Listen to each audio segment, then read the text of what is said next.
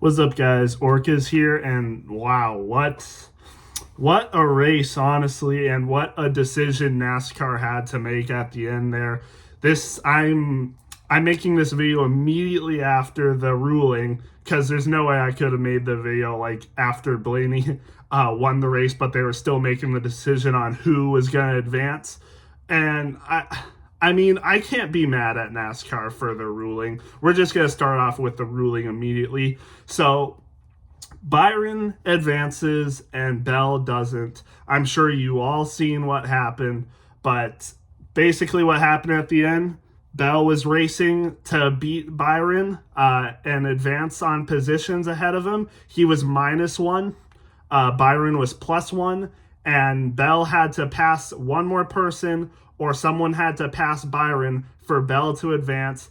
And what happened is Bell did pass Bubba Wallace to get that point, but he also got loose and went into the wall and basically almost did the same move that Ross Chastain did, except for the fact that he did get loose, went off of Bubba Wallace and went into the wall. But right after he went into the wall, he went into full throttle, was still riding the wall, and then finished the race. And what NASCAR said is that's basically what Ross Chastain did to basically advance to the Final Four in 2022. But ever since that happened, NASCAR issued a penalty, or said if anyone ever did something like that again, it would be a penalty, and they would not get that position, and yeah, it wouldn't count towards their finish. So what they ruled is that Bell did not get a position, and he finishes the last person one lap down. So for all the people that were also one lap down, Bell finished behind them, so he finished 22nd place and will not advance to the round of 4, and Byron does. It was a hard ruling, I'll admit. I'm not mad at NASCAR for the decision. I would consider myself more of a Christopher Bell fan than Byron. I wanted Bell to get that final spot, and honestly, what I'm feeling right now is I can't be mad at NASCAR for this decision. They were put in a very hard place, a very hard ruling, and I think the tiebreaker just went to the move that Christopher Bell did, because there was a lot of race interference in the last moments. You had Ross Chastain and Austin Dillon, who were both behind William Byron, which if either of them passed William Byron, he would be -1 and Christopher Bell would be in. But neither of them, despite, I think Austin Dillon was definitely faster. Both of them, honestly, both Ross Chastain and Austin Dillon, I would say, were definitely faster than William Byron. I think we literally just saw a couple laps before this, Hamlin passed William Byron pretty easily, and with, I think it was like 10 laps to go, Austin Dillon was right behind William Byron, and on none of those laps, it didn't seem like he was trying to pass him at all. And then Ross Chastain got into the mix, and he seemed faster too, but he didn't pass him at all. And then for like the last 5 or 6 laps, it seemed that Ross Chastain and Austin Dillon were running right beside each other, double wide. And you had Brad Keselowski, who was behind them. He couldn't get past them at all to make a pass on either of them. And it seemed like they were running a blockade for William Byron so that no one could pass him. So that really seemed like race interference. So you would think that maybe, because of that, and, Christopher Bell getting the position, he would get the last spot, because he still passed Bubba Wallace for a position, and, had the advantage, even though they were both 0 points. Bell had the advantage because he had the best finish, or the other best finish between the two in this round.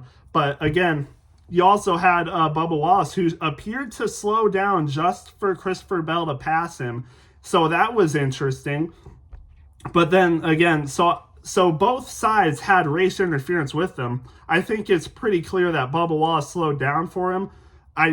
there was an excuse that he had like a tire loose or something. I really don't think that's what it was. I do think he slowed down on purpose for Bell to pass him. But then again, William Byron also had race interference for him as well.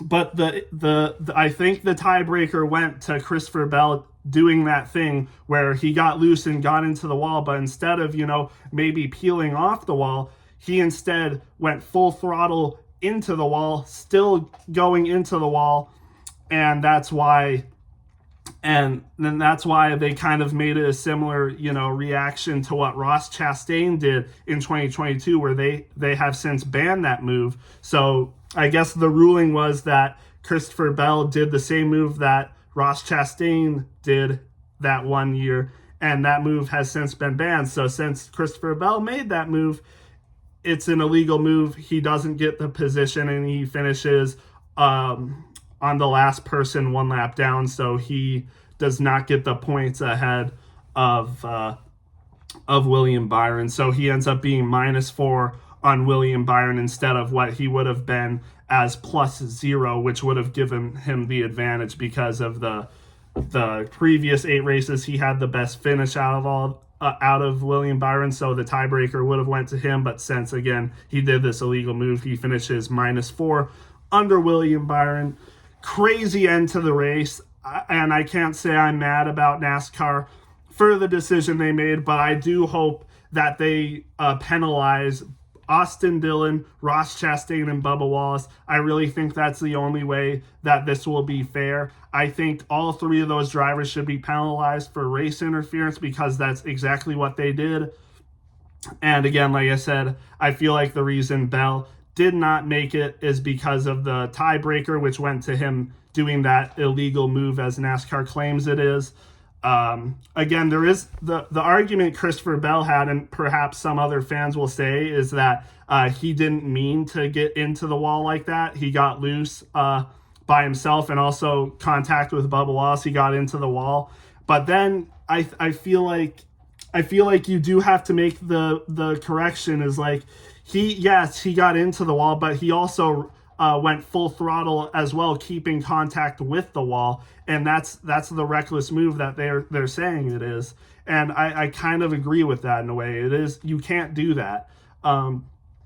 It would have been different if he just got off the wall like normal drivers do. Like, you don't see that with any other driver when they get into the wall. They don't go full throttle for no reason after that. No, they get off the wall. But Bell went full throttle into the wall after he made contact with it. And I just think you can't do that. I think NASCAR would make that ruling on any other racetrack. They would have made that ruling even if like it was like lap 30 of the race or something.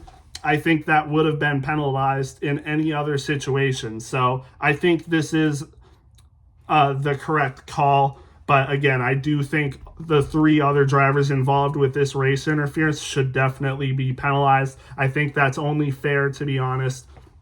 Again, Bubba Wallace, Ross Chastain, and Austin Dillon should all be penalized for race interference. And I think this ruling is somewhat correct, and that Byron should still advance anyway.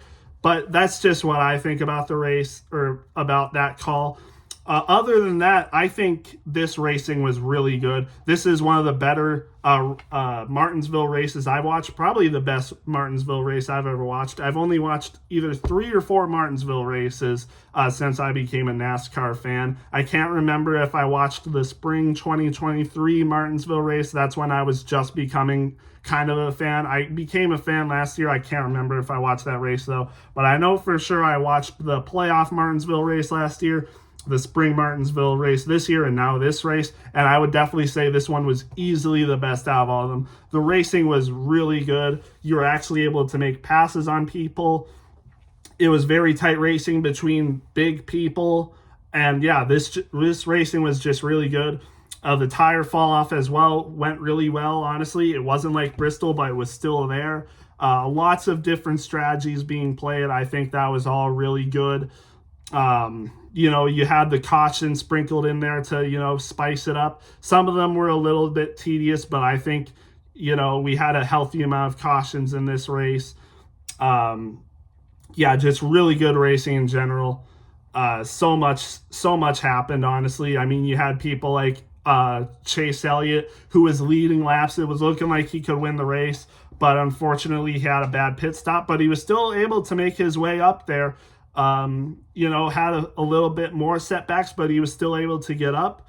And then right in the final laps, Ryan Blaney was able to pass him. I'm going to bring up I've just been this has been a wild ride. I just had to get up the standings now, but Chase Elliott finished second under Ryan Blaney. Ryan Blaney was able to win this race in outstanding fashion. He redeems himself from last week, is in the championship for. What a race by Ryan Blaney.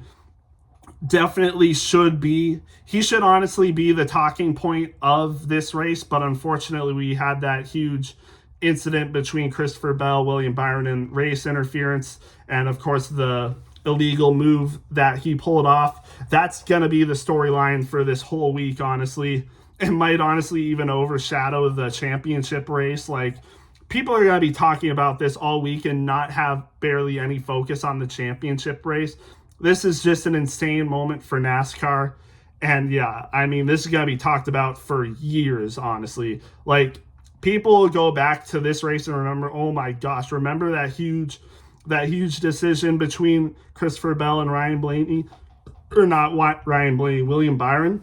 This is honestly up there with impact for this sport as the Ross Chastain Hail Melon move. It might not be as popular, but among NASCAR fans, this is going to be talked about in the same regard as the Hail Melon, in my opinion. I think this will be a very big moment in NASCAR history, just like the Hail Melon. But yeah, just crazy race. But again, huge shout out to Ryan Blaney. I mean, he raced, basically all of the playoff drivers raced their hardest and raced their best, but Ryan Blaney was so good. I thought Chase Elliott was going to run away with it, but Ryan Blaney was able to outpace him and beat him. And Ryan Blaney, this isn't a surprise, because Ryan Blaney had one of the best cars, if not the best car all day. There was just some things that happened that made him not be able to run in like the top two or lead as many laps in this race. I mean, you had Keselowski, who ran a ton of who led a ton of laps this race. You had Martin Truex that ran the beginning of this race, and Blaney didn't have. I mean, he was still in the top 10, I'm pretty sure, for qualifying, but he wasn't able to get up the front immediately. So you had people like Truex and Chase Elliott leading all the laps at the beginning, and then Brad Keselowski had a good strategy and was able to race his way up front in stage 2 and lead a ton of laps in stage 2, won the stage, I'm pretty sure. So it was hard for Blaney to get all the way up front for this race, but eventually in stage 3, he was able to do it. A ton of different strategies being played out because of the cautions and stuff. And yeah, just crazy. Blaney was able to make it up there, was able to pass Chase Elliott in the final laps. And honestly, I think he got a lot of time on him. He was able to pass him and beat him by a considerable margin, even with the final laps. He just had an insanely fast car. I really thought Chase Elliott had the fastest car for most of this race. The way Chase Elliott was able to pass so many cars while being in the back because of some pit road problems and other things like strategy, he was able to pass so many cars. I really thought he had the car to beat for this race, but Blaney was able to beat him, so credit to him. And he gets the win, is in the championship. So that means, and this is crazy, honestly, I never thought I would see the day where Kyle Larson, Chase Elliott, and Christopher Bell weren't in the championship for. Especially Kyle Larson and Christopher Bell. Both Kyle Larson and Christopher Bell aren't in the championship for. That is crazy. I swear since 2020, either of those two have always been the championship for. So it's wild to see that they aren't. And as well as Chase Elliott and then Denny Hamlin as well. Chase Elliott, Kyle Larson, Christopher Bell, and Denny Hamlin. Some would argue those 4 drivers are all in the top 5 best drivers in the NASCAR Cup Series, and neither of them made the championship for. That's crazy to me. Kyle Larson, Chase Elliott, Denny Hamlin, and Christopher Bell, none of them make it. And instead, it is going to be Ryan Blaney, William Byron, Joey Logano, and Tyler Reddick. I mean, that is just crazy. 2 Penske drivers, 1 Hendrick driver, and 1 2311 driver. That is a wild championship 4. And yeah, just crazy stuff there. Only one Penske, or not only one Penske, only one Hendrick car in the championship 4, and no JGR cars in the championship 4. And we have, again, two Penske cars. That's just wild to me. I wouldn't be surprised if Ryan Blaney repeats, to be honest. I definitely could see him winning. But other than that, I think it's going to be between Tyler Reddick and Ryan Blaney for the championship. I mean, they've just had great speed. Tyler Reddick did not have a great race this week, but that really doesn't matter. Joey Logano didn't have a great race last week either, and I again don't really think that matters. But Joey Logano got a top 10 this week, so maybe good preparation for him in Phoenix. We'll just have to wait and see what he can do there. But I definitely think Ryan Blaney is going to be a car to beat at Phoenix, and same with Tyler Reddick. But yeah. Just a crazy race. I guess I'll go into more detail. Ryan Blaney ends up finishing first. Like I said, just great race for him. Chase Elliott, worthy adversary, almost made it. Could have, would have. He was close. He was very close to making it.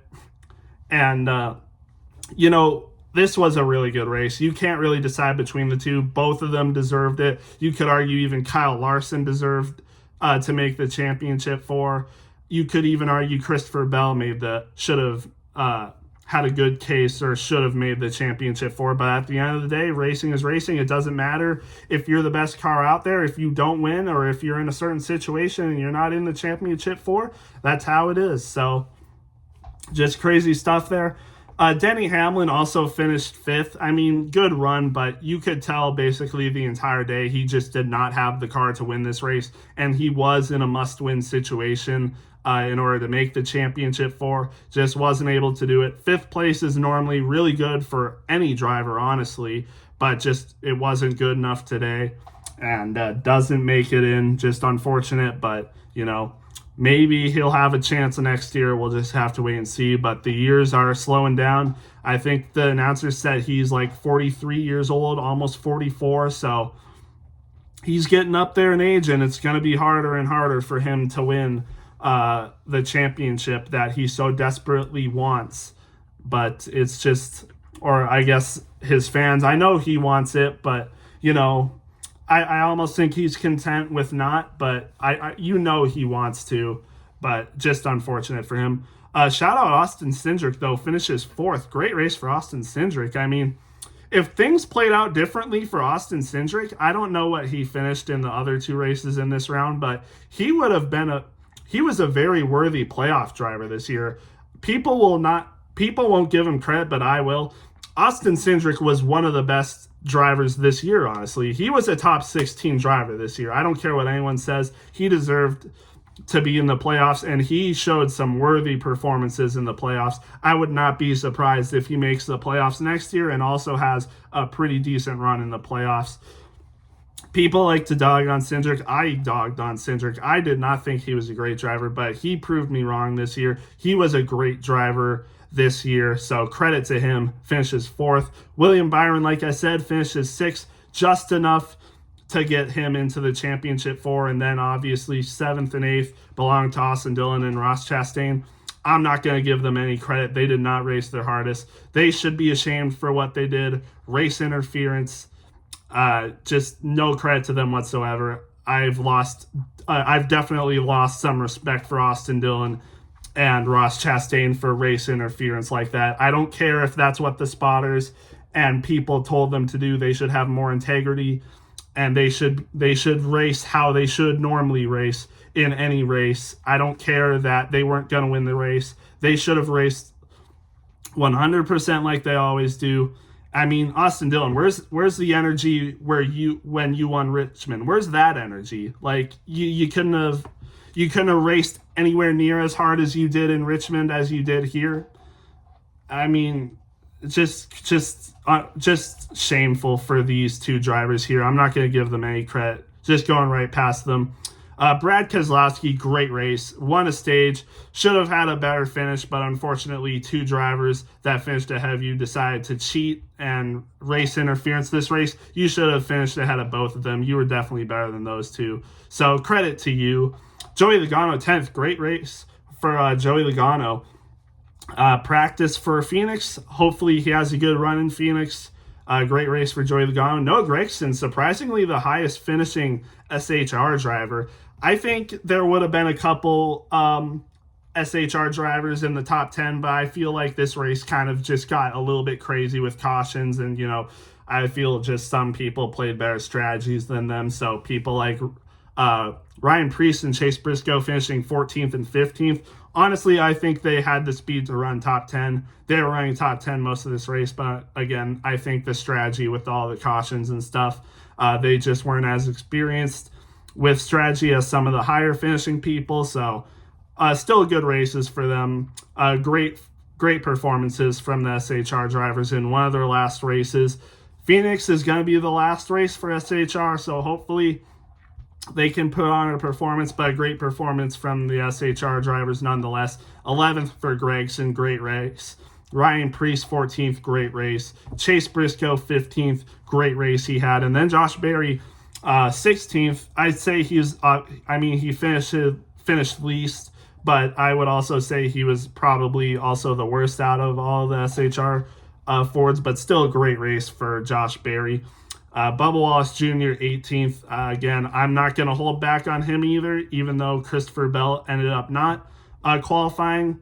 Bubba Wallace, I'm not sure if he really did race interfere at all, because there were, I'm pretty sure on radio he was saying that he had like a tire loose or something like that. I'm not sure, but I do think he was he did have race interference. I'm not sure, but I'm just going to leave it at that. Not sure, but I think he did. So I might lose a little bit of respect for Bubba Wallace as well. And then, of course, Christopher Bell finishing 22nd, last of the lap down drivers. So that means anyone that finished under Christopher Bell was more than a lap down. So Suarez was probably 2 laps down. Same for Truex. Unfortunate to be a Truex fan, man. Won the pole, was racing really good, did get passed by Chase Elliott a little bit in stage 1, and then after that he just had issues. I'm not really sure what happened, but it's just unfortunate for Martin Truex. I mean, this year has gotten terrible. I'm surprised Truex even made the playoffs this year, but I'm glad he did. Gives Truex fans one thing to cheer on, and he did win the pole. Possibly the last pole he'll ever win, so that's something to cheer about. At least he made the playoffs and got a pole win this year. I mean, it would have been nice to see Truex get a win this year, but you can't have everything. So great race for Truex. Not really, but good pole win, and hopefully when he becomes a part-time driver, he can have some good success. Hopefully, if he does, or possibly when he does, it's likely that he'll race the Daytona 500 next year. Hopefully he can have a good run there. In 25th is Hocevar, and he was the cause for a lot of controversy earlier in this race. I think there was 2 times where he just ran into people and spun people out in this race. And, even the announcers were like, kind of putting him on the spotlight for running people over. They were giving him credit. He's a good driver, but, he can't be reckless like this. He spun 2 people out. He's got to be better than that, or else, the rest of the field will, not be very happy with him and probably race him like he races them. I mean, you got to be a little bit more respectful. I know Carson Hocevar is young. Hopefully he can improve upon stuff like this, but, he's got to be better. But I still have hope for Hocevar. I think he'll be a good driver in the Cup Series for years to come. Kyle Busch, 28th, unfortunate. His second to last race, and just did not perform at all. Now we got Phoenix, and it's highly unlikely Busch wins at Phoenix. So his streak of years with a win is probably going to be gone. Unfortunate for him, but yeah, that's just what will happen. Ty Gibbs, I'm not sure what's wrong with Ty Gibbs' car. He was a decent car in this race, and then of course more problems. I'm not sure what the problem was. I forgot, but it was like the 5th time in 6 races that he's had this issue, and it's just weird. I don't really know if it's his fault or not, but I mean, whatever JGR is handing out, whether it be Truex, Hamlin in practice Hamlin in this week's practice, and then Gibbs, it seems like Bell's the only person that's able to have like fine cars for basically every race. But it's just weird. Even then, Christopher Bell did spin out this race, and that's one of the. I mean, if Christopher Bell didn't spin out this race, he probably would have advanced, but he had issues too. So it was like every JGR car had issues this week. I'm not really sure what's wrong with them. I wonder, like I said it on my Snapchat story, but I said, man, Hendrick cars must have been interfering with the JGR cars or something, so they couldn't advance. But like, I seriously don't know what's wrong with them. Like, it seems every week there's an issue with like 1 or 2 of their cars. It's just weird. I'm not sure what it is, but yeah, just weird. And then rounding out the people last, Tyler Eck didn't finish this race, had some issues, I think, in his engine, and there was concerns that his car might be on fire somewhere, so he didn't finish the race. But he's still in the championship 4, so it doesn't matter. That's the benefits of winning a race in the championship or in the round of 8. If you win in the round of 8, you're automatically in the championship 4. It doesn't matter what happens in the other races. So good for him, still in the championship 4. Not a great race, but it doesn't matter. And then Corey LaJoie, 35th. Burton 36th, and Bilicki 37th. But again, like I said, the 4 advancing, Ryan Blaney, Joey Logano, Tyler Reddick, and based on NASCAR's ruling, William Byron is in, and then the people that are out, shockingly, very shockingly, Kyle Larson, Christopher Bell, Denny Hamlin, and Chase Elliott. I never thought I'd see the day where Chase Elliott, Kyle Larson, again, like I said, I never thought I'd see the day where Chase Elliott, Kyle Larson, Denny Hamlin, and Christopher Bell, none of those 4 didn't make the championship 4 in a season. That is just crazy. That shows you how unpredictable NASCAR can be. But again, great race. Again, all things aside with the controversies and playoff shakeups, this was a great race for a short track at Martinsville. There's been a lot of criticisms for short track racing for the past couple years with the next gen and everything, but this race was a very good Martinsville race, probably the best we've seen in the next gen era, honestly. And I'd probably give this race, as a non-biased NASCAR fan, aside from the controversy at the end, the racing itself, I'd give this race probably an 80. I wouldn't say it was an A-tier race, probably an 83. I would say 83 is fair. I'm pretty sure 84 is where my A-tier list starts. So 83, B+, very good short track race. I'm happy with the finish. It probably would be A-tier if that race interference didn't happen at the end, but I have to account for that, so that bumps it down a little bit. Still a good race, though, all things considered. And now we got Phoenix next week, and like I said with last week, I'm not sure if I'm gonna watch the race because I will be on a hunting trip, and I don't know if we're gonna have TV there. And even if we did have TV, I don't know if I'd be watching anyway because I might be hunting at that time, so I might not watch the race in full. So I don't know what I'm gonna do. I will probably, of course, watch highlights of the race, but I don't know if I'll go back and watch the full race. And even then, I'd still have to make a video for you guys on it. So I don't know what I'm going to do, but I'll figure it out. I'll figure something out. But with that being said, I'll see you guys in the next one.